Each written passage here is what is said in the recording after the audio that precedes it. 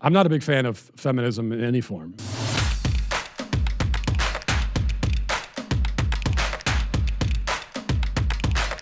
What is your opinion on modern-day feminism? Because I think it is one of the most harmful things to women.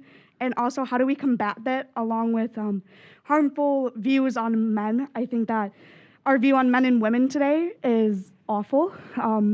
We're teaching our men to not be masculine and step up and be heads of households. Here's my issue with that, with the framing, and I hear that a lot about modern feminism is a problem, and I'm not a big fan of feminism in any form.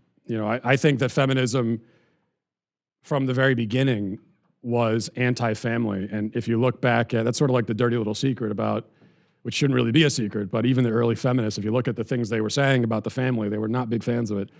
And they saw it as a patriarchal, oppressive institution. And so I think that feminism has, from the very beginning, been an attack on the family.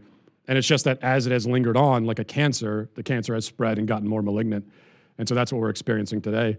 A side note, kind of branching off from that, is you would like to think that on this gender war that we talked about at the end of the talk today, there could be some strange bedfellows between conservatives and some feminists.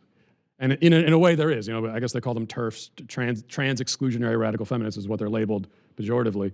But there are some feminists, I think a small minority, who are realizing that all the trans stuff and the gender theory stuff is completely undermining everything they've worked for the past 100 years, even though most of what they worked for is pretty terrible in and of itself.